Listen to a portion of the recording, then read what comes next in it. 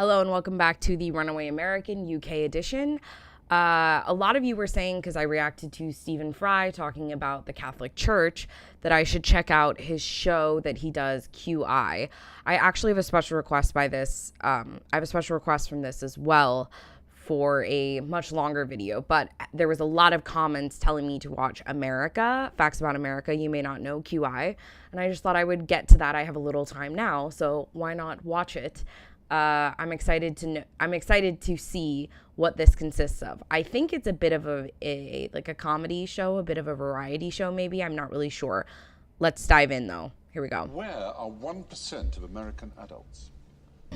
Oh, I imagine we could find out, couldn't we? We could use Google Earth, because some of them are quite big. There's one. He's got his own postcode. 1% of the population, which is, what's the population? It's about 300 million, isn't it? So you're talking about between 2.5 and 3 million, say. Jail. Yes. G for jail. English spelling of jail, of course, but it is G for jail. Really? That many people?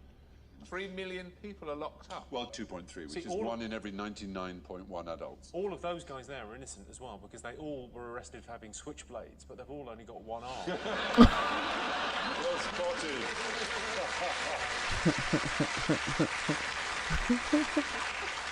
Proportionally, the Americans imprisoned more than twice as many as South Africans, more than 3 times as many as the Iranians, more than 6 times as many as the Chinese. No society in history has imprisoned more of its citizens than the United States of America. We're doing pretty well, though, don't we? We sort of top the European League. We're ahead of China, Turkey, and India. Yes. Yeah, with 148 prisoners per 100,000.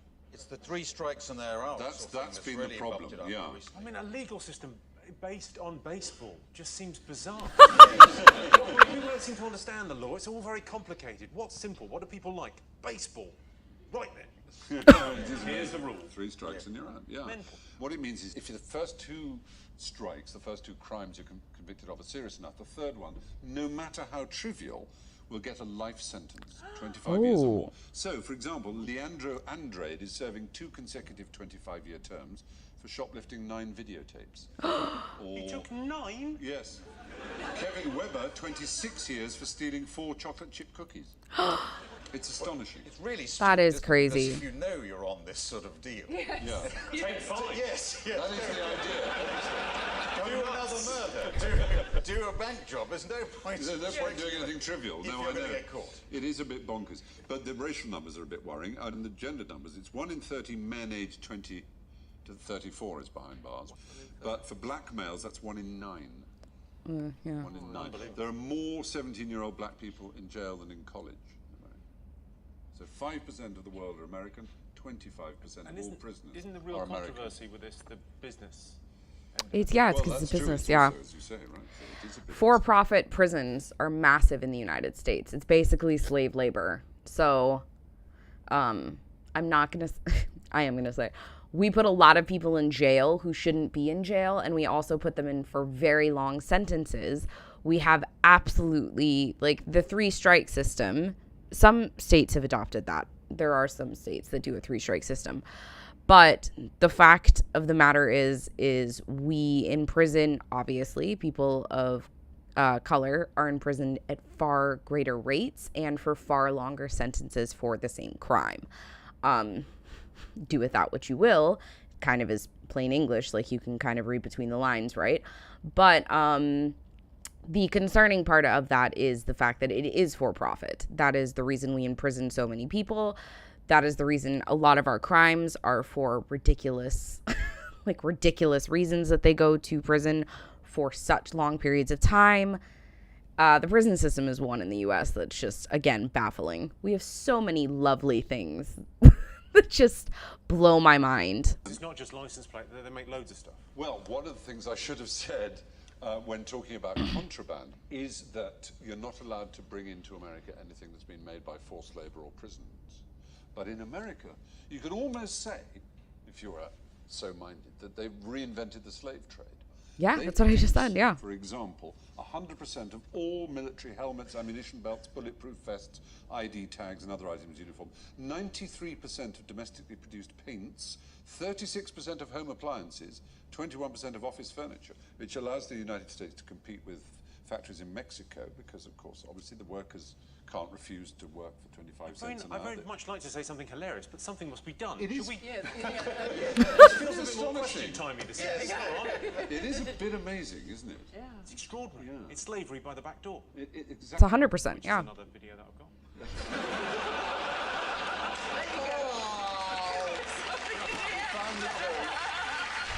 Greeks. Oh, I love used it. For earache. Love him. Columbus took 80 tons of it to America, and Henry VIII made it compulsory. What am I talking about? Oh, hang on a second. What's the theme of the show? It's joints? Yes. I'm going to guess marijuana. Ooh, marijuana is the right answer. Cannabis, yes. So he took 80 tons to America? Yes. You're saying that he's Columbus. a trafficker? So Columbus is a drug trafficker. He must have had a very big sphincter.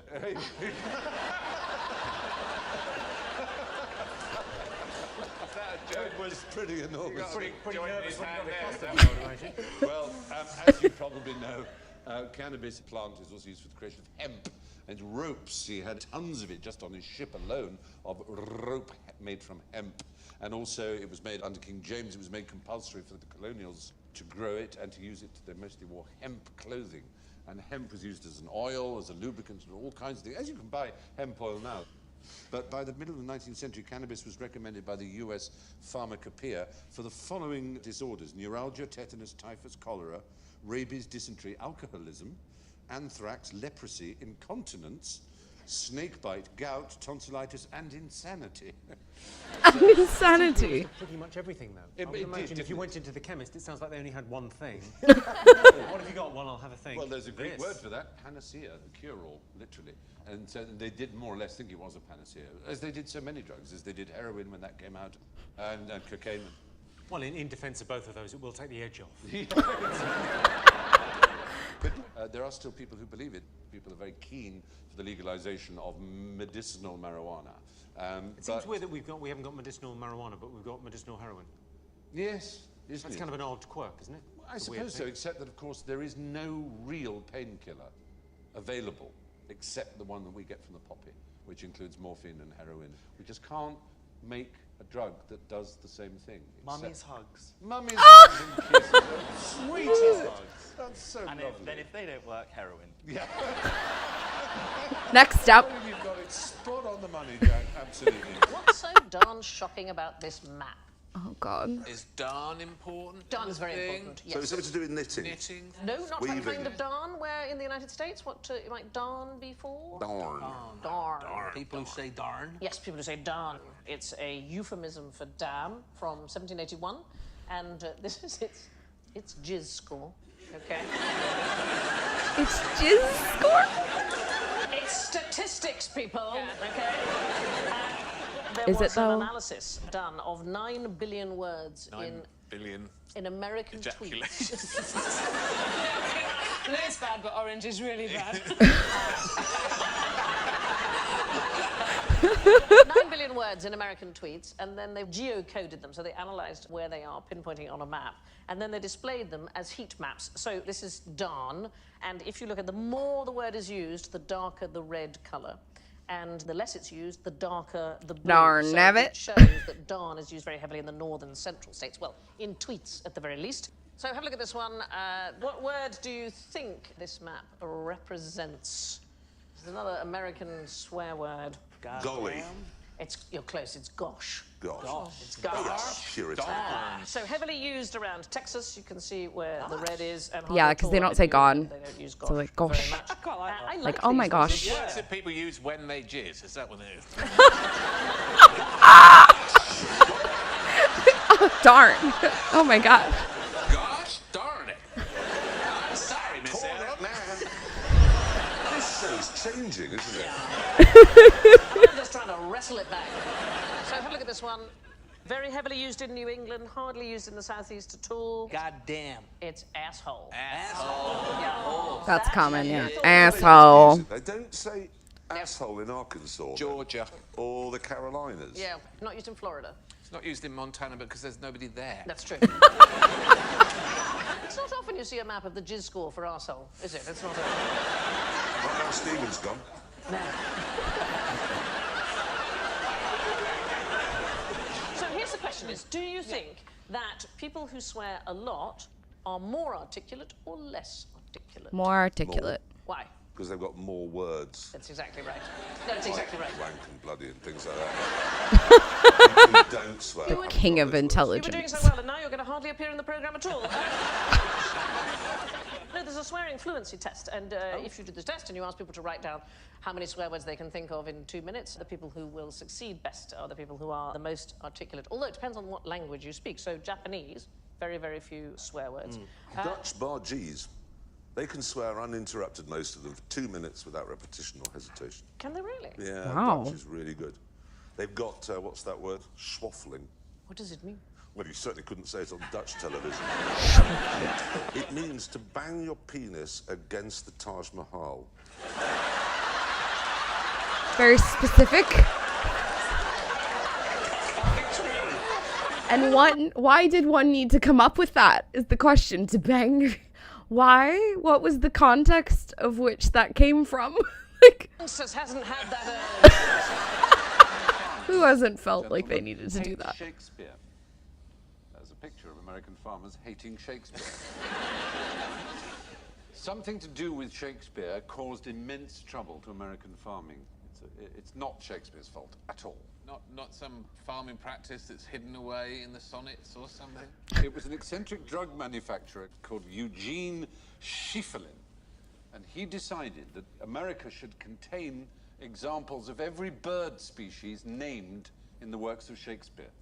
And one particular species didn't exist in America. And he thought, oh, I'll introduce these. He introduced 100 to Central Park, and there are now estimated something like 200 million of They're them. pigeons. Pigeon, is it? No, they come in huge flocks. Geese, Starling. ducks. Starlings is the right answer. Oh, Starlings. oh yeah. The seeds. Unfortunately, what they do is they befoul everything in their droppings that they don't eat. They're such huge flocks, vast flocks. I was on Brighton Pier one time, and there are lots of starlings there, and at dusk they do that. They're beautiful. And it's really amazing to watch. Yeah, it's a if you stand on wonderful the pier. And then someone said that starlings come from hundreds of miles away to join in this flock. coastal flocking. Yeah. And they come from as far away as Germany and Poland.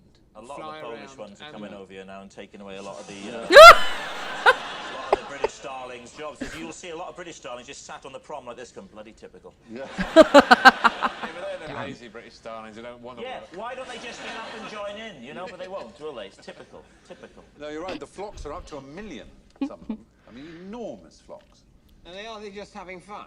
Or is it a good way of eating? No, in the case of fish, I know that what they're really doing is presenting, as it were, an enormous fish that sort of glistens and frightens some predators, and in other cases it confuses and dazzles, and they're a lot safer than... Starlings are basically scared of sharks. I'm not so sure about the Shark shocking... might leap out of the West You Pier. may laugh.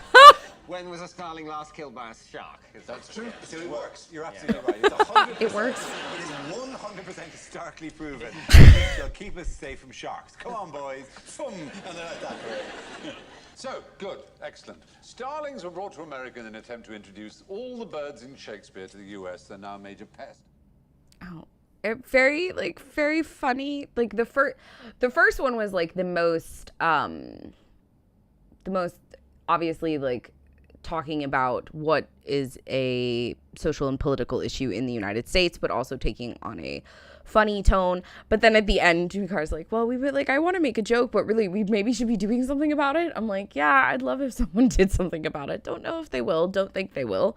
As they said, slave labor comes cheap in prison, and they've found the back door. So, the jizz scores were quite funny as well. Yeah, I'll have to check out more QI. It seems like a really interesting, funny show. I'm not sure exactly of the premise. It sounds like maybe they talk about like historical, political, social issues maybe, and just put like a funny spin on it. I know that they have, it seems, comedians present, or at least like television movie personalities, because I recognize Jeremy Clarkson, I recognize Jack Whitehall, I recognize Jimmy Carr, and then I also recognized a few of the other ones. I don't know their names though. I'm trying to think of like who I recognized on here. That was Jeremy Clarkson I recognized there. The guy that was like on the like on the right-hand side of her, I did definitely recognize. I'm just not sure who he is. And then in the very first one, I didn't recognize anyone outside of Stephen Fry and outside of Jimmy Carr. But yeah, it's really fun. I think that the one thing about British people that I have learned, especially from going to many pub quizzes with all of my British mates or all of my British friends in Hungary when I lived there, because most of my friends were expats from like England, and most of them were English. I think I had one friend from Ireland there, but like the fact is they know an incredible amount of so much, like history, flags, historical references, literature. The only one, this was my only thing that I ever brought to the team, was my musical knowledge. I struggled with literally every single part of the pub quiz. I was just around for the musical bit. Like, we would come to the musical bit and they'd be like, Kelly, like, take it. When it was flags, I did not know. When it was historical references, I did not know. I think there was one that I knew, like, there was something of, like, who flew too close to the sun. It was, like, Icarus. And I only knew that because I had listened to the Hamilton soundtrack so many times. And it's mentioned in one of the songs, like, Icarus, you flew too close to the sun. So I am very American, sadly, in the fact that I am not well-versed in a many great number of topics. I'm not even well-versed in many of the American topics because, as we have learned multiple times in this channel, America teaches us what they want us to know, and they don't teach us much else. So I'm learning a great deal through this channel. I'm always fascinated by the tidbits that I learn, not only of my own country, but obviously many other countries as well.